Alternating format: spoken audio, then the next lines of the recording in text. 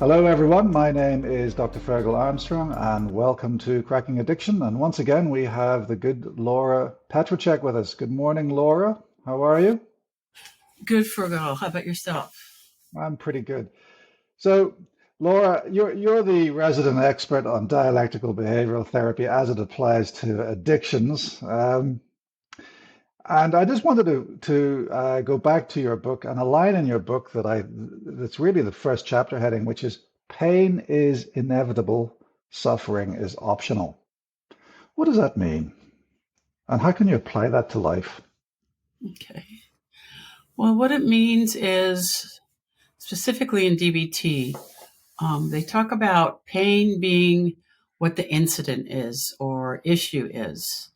So let's say, um, the issue is, let's do a little extreme. Let's say, as a parent, your adult child says they don't want to talk to you for a few months. Okay. Um, Suffering is optional is, can you accept that for now? Can you practice acceptance? Can you practice meditation, interpersonal effectiveness with other people since your adult child doesn't want to speak with you right now or for the next few months? Hmm. But the suffering would be to go over and over it with yourself. What did I do wrong? Oh, I'm such a terrible parent. No wonder they don't talk to me. Those are the arrows that I speak about in the Hmm. book. Or it could be going to the brick wall, going to your child doesn't want to talk to you. What did I do? How can I make it up? Why don't you talk to me? That's Hmm. also causing unnecessary suffering. So the pain is inevitable is life. Things are Yeah. going to happen, but suffering is optional. I mean, that when I heard that line, because I've heard that in AA for Yeah. years, but the how to not suffer always eluded me. Okay, what? So then what? They didn't really Yeah. have any answers except pause, which I mean, is little helpful, but DBT gives many skills as to how not to suffer. Yeah. And yeah. It's a great example of a theory that sounds great, but then how do you put it into practice? Hmm. What do you actually do in your own personal circumstance? And I suppose that's one of the reasons why, psychologists are such experts in helping the individual put into practice and give a real person-centered approach to a theory and a principle. And another reflection that I've got from what you've just said is when I think of that line, pain is inevitable, suffering is optional. For me, suffering comes from maladaptive coping strategies. Hmm. So really, what I read from that line and from what I hear from you is that the suffering comes from maladaptive coping strategies, and therefore it's optional if you learn to cope better with the pain. Is that a fair reflection, or is it erroneous? No, I think that's a fair reflection. I'm curious, can you give me an example of what a maladaptive response would be that Well, better coping skill would help lessen that? Well, apart from the ones that you've already given, so like banging your head against the brick wall, why me? What have I done? It's all my fault. What can I do to repair the relationship immediately? I need to go there with a bowl of soup because my adult son has ignored me. Apart from resorting to drugs and alcohol, and I always use that example as a maladaptive coping strategy because That's a I am good an point. drug and alcohol specialist. Um, apart from, wallowing in self-doubt, guilt, wanting, anticipation, these are examples of maladaptive coping strategies. And I suppose another way that I conceptualize the concept of optional suffering is I love mnemonics, and my mnemonic for this is WART. So wanting, anticipating, re-experiencing, and T for trying too hard. So, Uh-huh. when you want a different outcome in life, right? Uh-huh. When you anticipate in your mind what's going to happen, when you do catastrophizing, when you're doing worst case scenario, when you're re-experiencing or when you ruminate, or when you're trying to materially, try for a different outcome, Right, Yeah. right.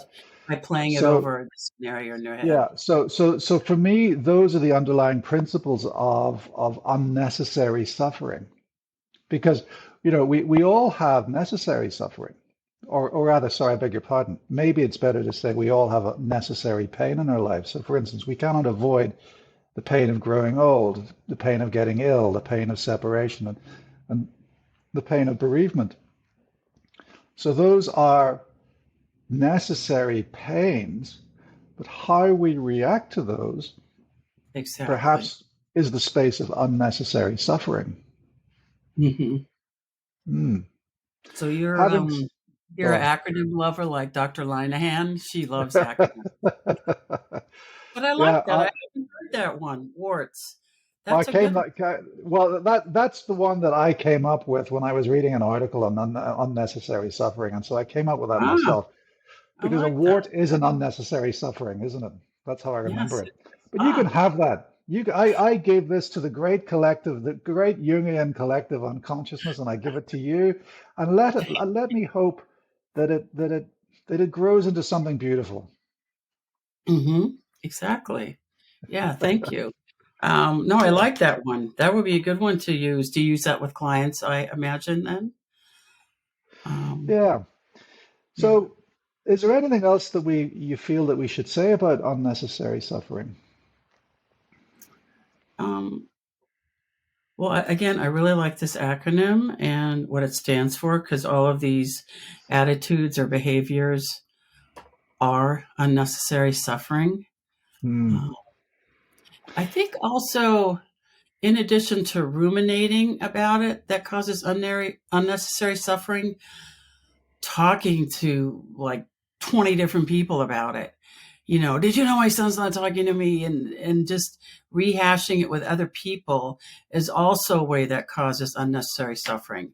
Now, maybe to say it to someone close to you or a therapist, that's one thing, but to keep talking about it definitely causes unnecessary suffering because it's not going to alleviate, it's not going to change your adult child's mind to talk to you, and it usually just makes you feel worse. Hmm. Um, so, a kind of outer directed ruminating, I guess would be a way to phrase it.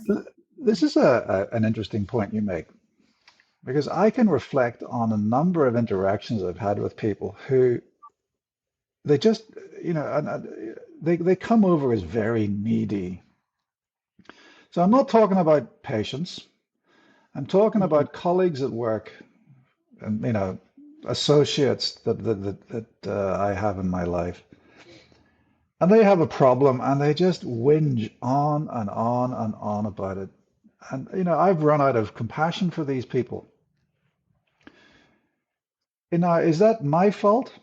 Or is it that or are they engaging in unnecessary suffering? Because the counter argument to what you've just said is that talking about an issue is good for the soul. It reduces emotional distress. It allows you better to cope. So at what point does an appropriate talking about a situation become something that's inappropriate, if at all? And then the answer to that question will hopefully then inform your answer to my second question is, am I being inappropriate when I run out of compassion for these people who just, in my mind, just whinge constantly? Oh, I like that word, whinge. I guess we would call it complaining. Um, and, it's interesting because I was just talking with a colleague the other day about how a dear friend of mine, I feel like that's all she does. And I'm not quite sure how I should respond. I mean, I have some ways, but here's some suggestions. One is the first thing, because I know, I like to fix it. And so I slow down and ask, do you want feedback? A lot of people don't want feedback. They just want No. to whinge. They just want to whine.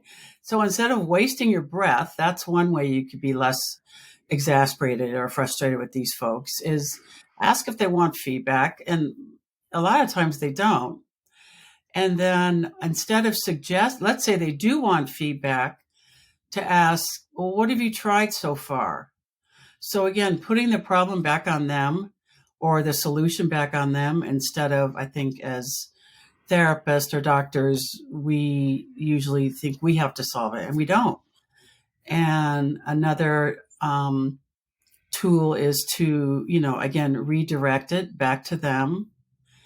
And then the distraction. So you go so far, 5 minutes, 10 minutes, and you know what? I have to get back to a patient, or I have to go do my notes, or I'm sorry, I can't talk right now. So it's kind of having an endpoint. I'm That's sorry, I can't. very difficult. It is very difficult, but it really helps. Even if you don't have any of the above, just pretend like you do, and you're in the field, so they would, I think, respect that. But it's very challenging. It's really challenging. And so again, I think, depending on the relationship, if they're closer, then, to kind of just be gentle and reflect back to them. Or no, before you reflect, ask if they want feedback. So And how do then, you, let's say someone says, yes, I do want feedback. And then how do you reflect back to say, you're whinging, I've run out of compassion for you, give me space. okay, How would you actually say that to someone? let's say, let's go back to the adult child. It sounds like you're in a lot of pain. Sounds like you're very close to your adult child, your son or daughter. Yeah. It sounds really challenging. So I'd keep it minimal. I wouldn't go into real depth.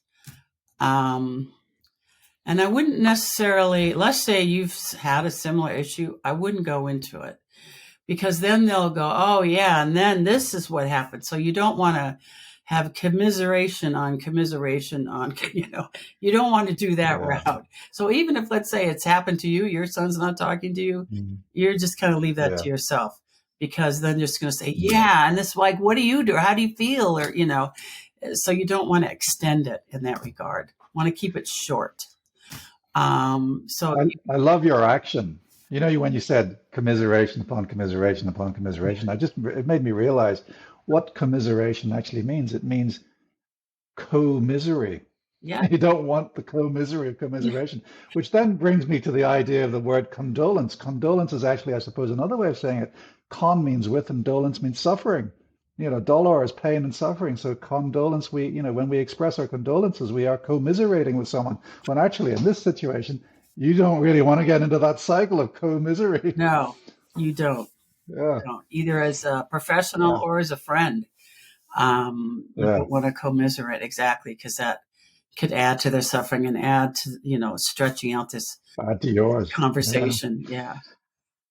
So as I was listening to you, I was reflecting on a number of ideas that I wanted to share with you. So the idea, well, first of all, I was thinking, imagine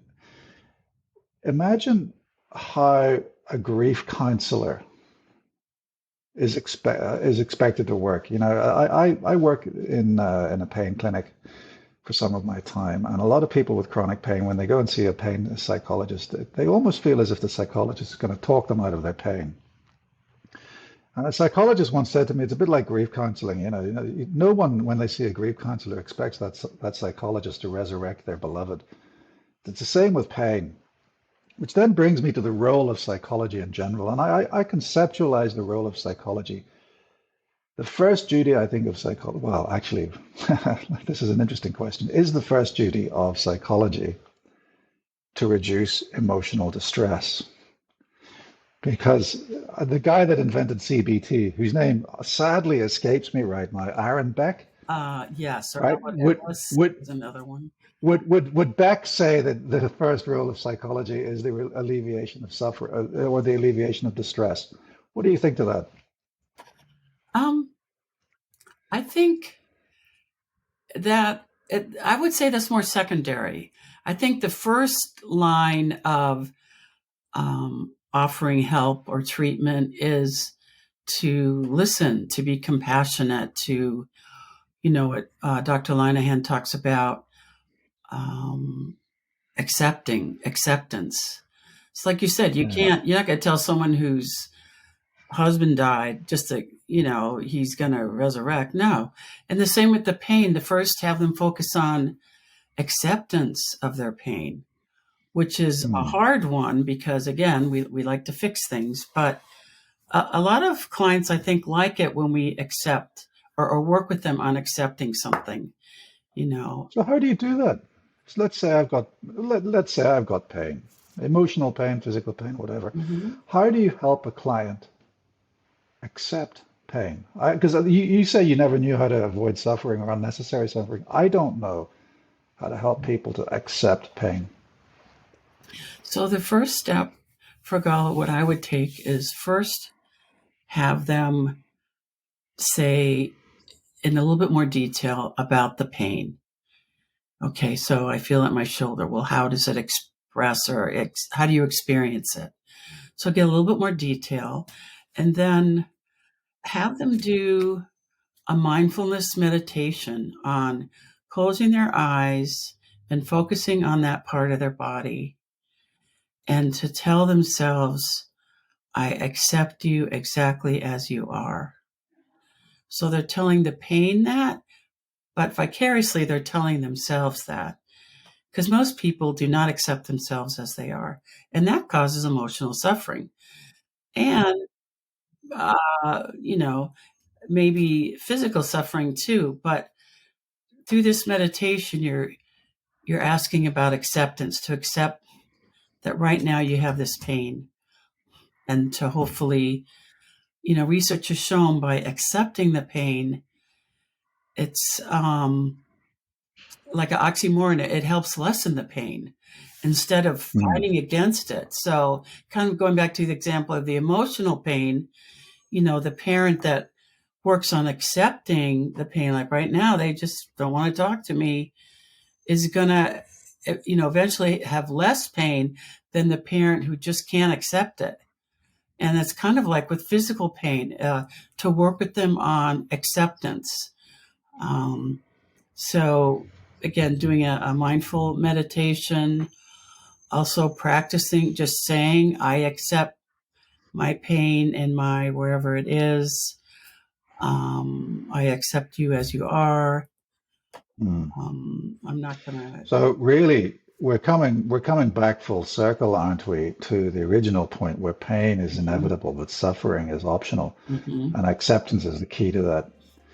So unfortunately, we've run out of time for this episode. But Laura, I really want to thank you for your wisdom and expertise. Thank you for joining us today. Thank you for call. Thank you for having me. That's all for today, folks. My name is Dr. Fergal Armstrong, and this has been Cracking Addiction.